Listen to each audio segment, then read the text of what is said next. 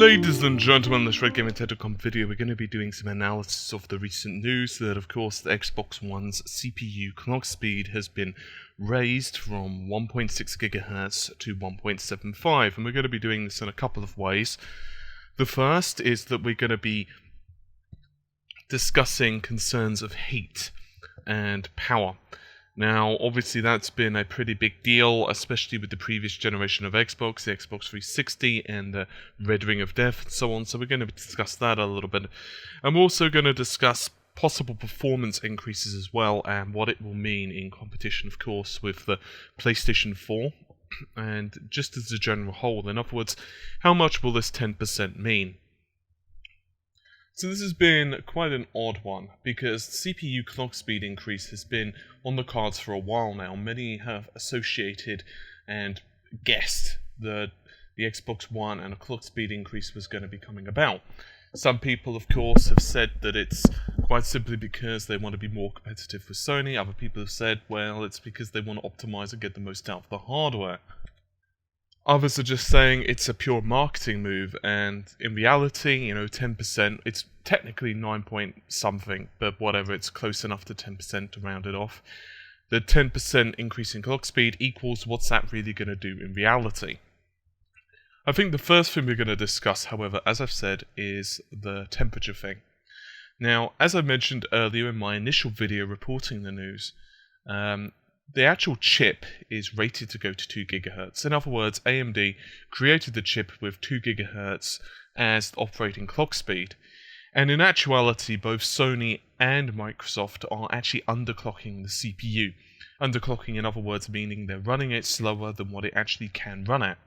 Now, those who are familiar with PC gaming, or PCs as a whole, you'll know that typically PC owners want to do the opposite. Generally speaking, PC owners will want to overclock their components, and in other words, run them faster than what the manufacturer is intended to. For example, they'll turn like a 2 GHz CPU into, say, 2.2, so in other words, a 10% increase in speed. However, if you're trying to make a cheap file server, or a quiet file server, shall I say, or multimedia system or whatever, a typical strategy would be to buy a low-power device, low-power CPU or GPU or whatever, and then to reduce its clock speed. And that means, of course, that you can get away with less cooling inside the system, and invariably that means that the system is going to be less noisy. The same basic concept, of course, carries over for consoles, and an increase from 1.6 GHz, in other words, what it was previously, and to the 2 GHz means that you're going to be looking at a 66% increase in power consumption. In other words, the chip is going to become much more power hungry because you're running at a higher speed. And I know that sounds pretty insane, 66% for just 400 MHz. Unfortunately, as I've discussed in previous videos, power doesn't necessarily scale in a linear fashion, and as it becomes closer to the maximum speed that the chip can operate at, it does in fact require more power. So that's just how it is. So many people have said, well, is this going to be, the next Red Ring of Death on the Xbox One? Are we going to start seeing stories 6 months later of the, Xbox One failing? The answer is possibly, but I think it's going to be a minimal amount of systems. The reason I say that is because I have a feeling that Microsoft would not want to run the risk of the same problem twice. In other words, there's probably going to be a failure rate. Technically speaking, it probably will be ever so slightly higher now that the clock speeds have been increased a little bit more, simply because you're putting a little bit more strain on the components, but it's most likely going to be very little. In other words, the chance of the matter is that the components that will fail would have failed 3 months later anyway, simply because they're maybe a little bit defective when they were manufactured or whatever. So it's nothing that really concerns me. The Xbox One as a system actually has a little bit more leeway than the PlayStation 4. The Xbox One as a console is bigger. In other words, it has more space inside, and that's a good thing. Because when you have, a larger container, effectively, that's what the case is, and the Xbox One has a pretty big fan, we know that from internal photos, that it's going to be relatively cool inside. Now, I'm not saying that it's going to not make any difference in temperature. That is, of course, silly. But I don't think it's going to be Red Ring of Death times, the next generation. I'm not saying it won't happen. I can't say that for, 100%, obviously. But if it does happen, it's not most likely going to be the 150 megahertz clock speed increase that does it. In other words, if one of the consoles fails, let's say it's the Xbox One because it's the one with the clock speed increases thus far, then it's most likely not going to be because of a 150 megahertz increase on the CPU or 53 megahertz on the GPU. Let's move on to the next thing, because obviously there are many different things that we have to cover here, and I'm going to try to cover as many as possible in one single video, but there are a lot to cover. The next one is, well, who cares? 10% increase in CPU clock speed. What's that? It's very easy for us to get a lot more excited over the GPU side of things, because obviously the one massive area that I think everyone knows that the Xbox One is lacking in compared to the PlayStation 4, and this is just how it is. This is just like me saying, well, you don't want to fall from an aeroplane, it's not going to do you well unless you've got a parachute, and that is the GPU power. So Microsoft, in the final production of Silicon, they increased the clock speed of the GPU, and we know this, of course, by 53 megahertz. That gives us about 1.32 teraflops of computing power versus about 1.24. It's not a marginal amount, but hey, it's something. It's something that's going to help games developers get more out of the system. And some people are saying, well, this is, desperation on Microsoft. You know me, I don't really play favorites between both consoles. I don't, really care which one wins the war. So to me, that it doesn't really make sense. To me, it's just, look, if Sony had decided, we're just going to sit on our fingers this generation, Microsoft would probably have still done this. They may have just done it as a dashboard update later on, but most likely they would have done it anyway, because ultimately they want their system to look the best so the games developers can do the best they can, because even if you don't give a rat's ass about the specifications, games developers do, and therefore they're going to want offer the best performance they can, because obviously they want you to buy the system. In other words, they want it to look better, they want the system to perform really well. So a lot of people have been writing that off and saying, well, what does that really mean for the CPU? Because both CPUs, as it turns out, were pretty much even. I mean, there were some differences inside the systems, mostly on the way that the bus structures work. It's still pretty much, anyone's ball game how much of a difference, or how the systems in terms of CPU are going to really stack up against each other. And a lot of people have been saying, well, you know what? Let's face it, 10% increase in CPU clock speeds isn't going to make that much of a difference on consoles which, in reality, are actually primarily GPU limited. In other words, just in case you're not really familiar with this term, I'll go over it really briefly. I'm sure many of you are. So, I'm sure you've heard of the saying that the convoy sails as fast as the slowest ship. The basic premise is fairly simple. Basically, if you have, say, 4 ships in a convoy, and they're all, plodding along on their course, and 2 ships are capable of going really, really fast, but the others are not, they all have to go the same speed if they want to keep in time with one another. In other words, the slow ships are holding up the fast ships, and the same goes for CPUs and GPUs and RAM as well, for that matter. In other words, think of it this way.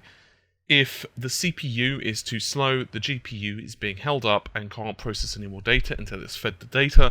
The same with bandwidth. If the bandwidth is not feeding the GPU or the memory, or the CPU, then, well, either one can't process, and so on and so forth.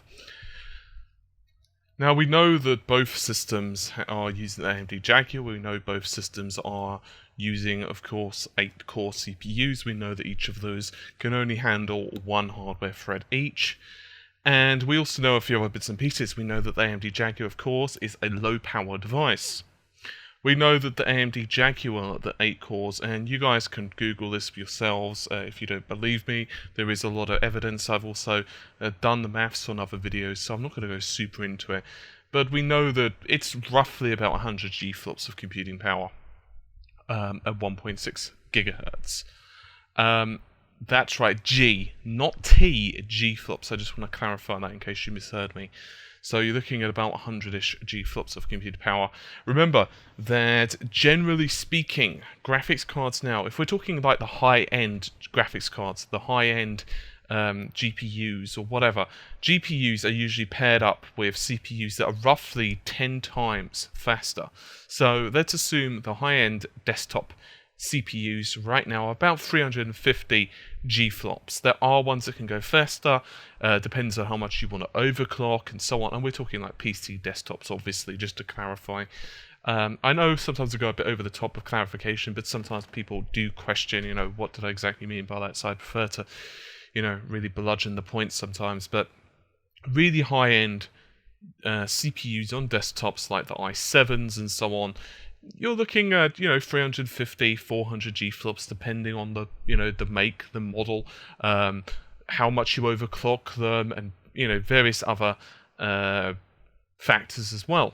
And this is, of course, completely contrary to like the 3.79 or 4 or whatever T-flops of computed power. In other words, now, CPUs at most tasks are considerably slower. This is why I was saying in another video that you could think of CPUs as the really, really smart one. They know pretty much everything how to do it. They know how to command the GPU and everything else.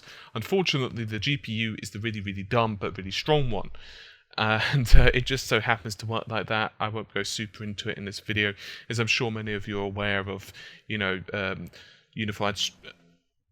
unified architectures and streaming processors and blah blah of GPUs, modern GPUs. And so, this upclock is about 10 G-flops-ish, give or take.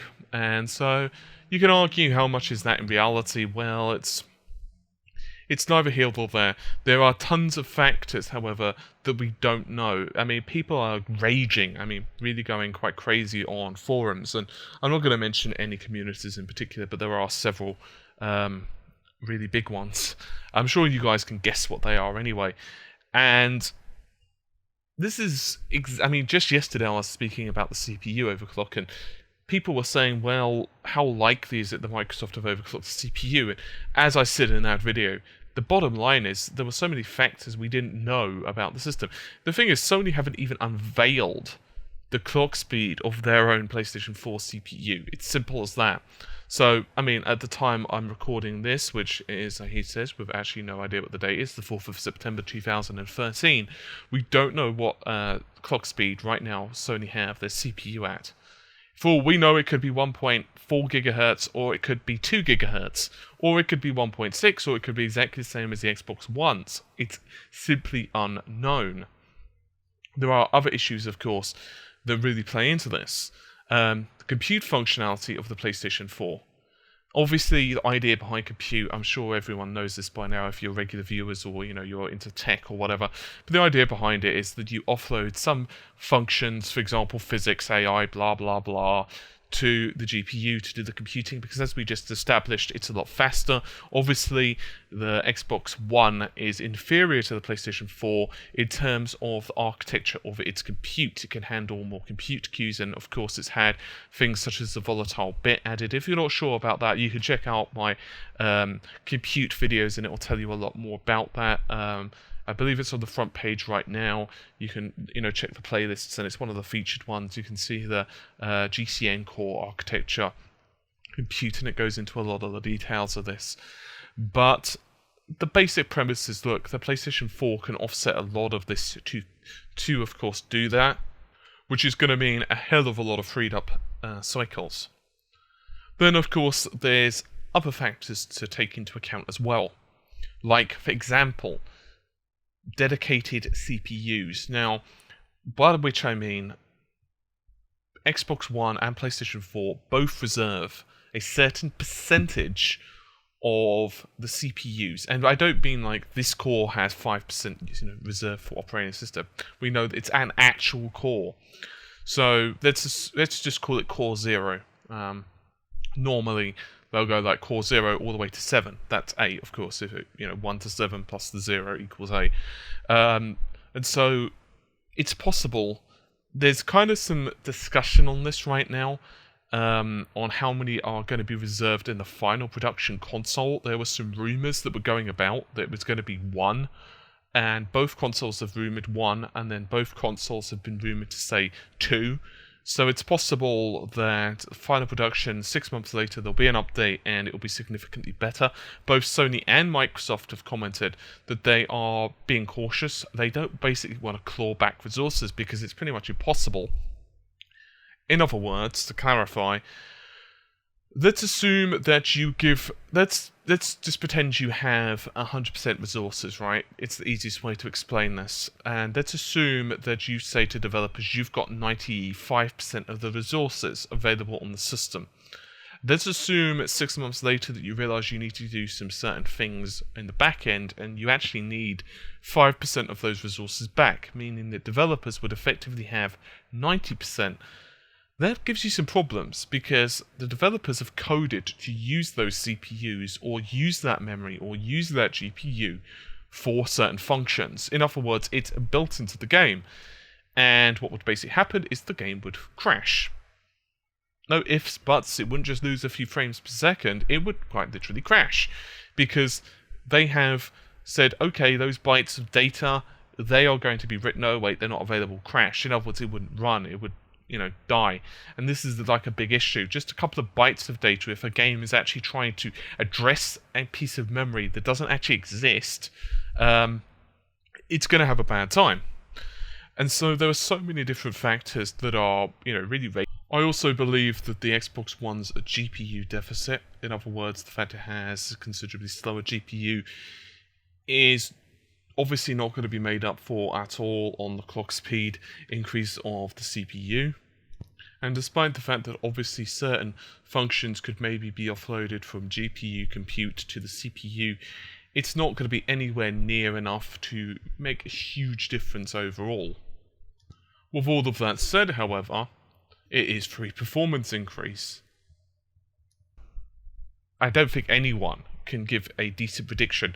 There are things such as move engines which are going to help move data around the systems. Obviously, the PlayStation 4 has the GCN cores and other things to help it.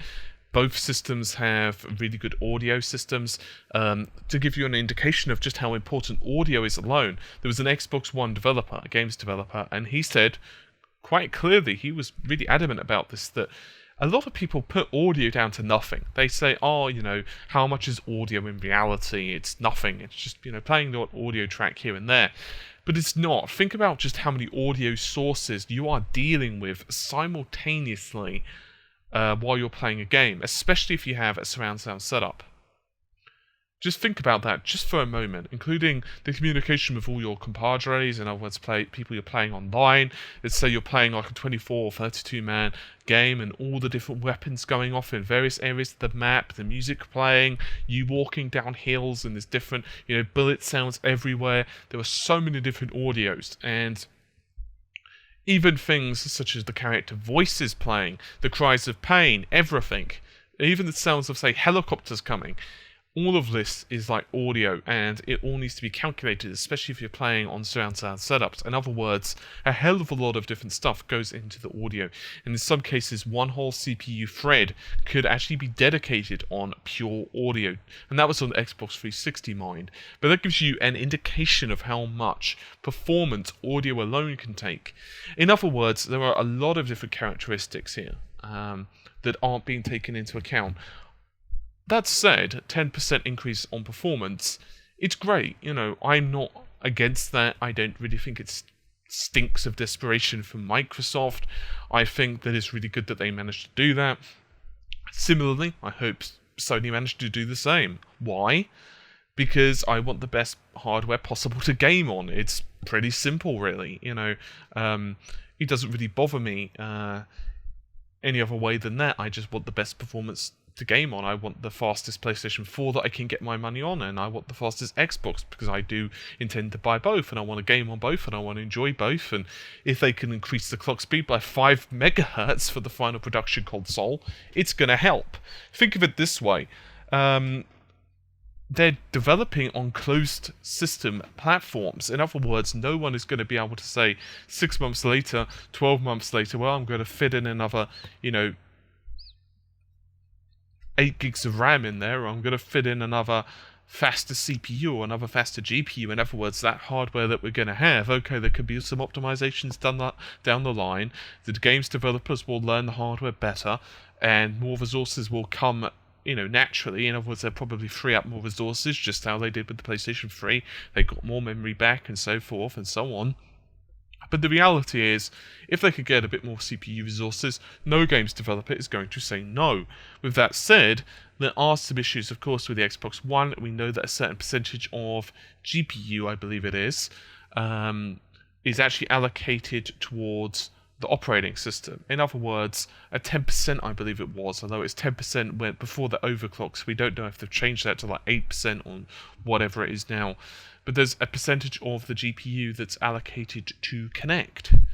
And it's very difficult right now because we don't actually have all the information for both consoles. We don't really know how much of a difference 10% is going to make over the long haul. But hey, it's better than nothing, right? And so I don't think it's going to cause any overheating problems. I imagine Microsoft would have been pretty stringent on that. Personally speaking, if they have some problems with this, I think people are going to be really angry. I think much angrier than even the Xbox 360. I say that because, not because, I'm, bashing Microsoft, but simply because, come on now, the failure rate for the Xbox 360 was pretty damn high. They got in so much trouble for it. To be fair, the PlayStation 3 had its issues. They did.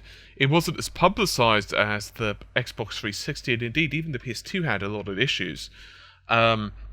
It just wasn't as publicized because back then, internet wasn't that big of a deal. The PS3 came out, and there was a lot of, Red Ring of Death issues. Conversely, the Wii, the original Wii I'm talking about, had very few faults. Compared to the other consoles, because obviously the level of simplicity compared to the complexity of the PS3 and Xbox 360.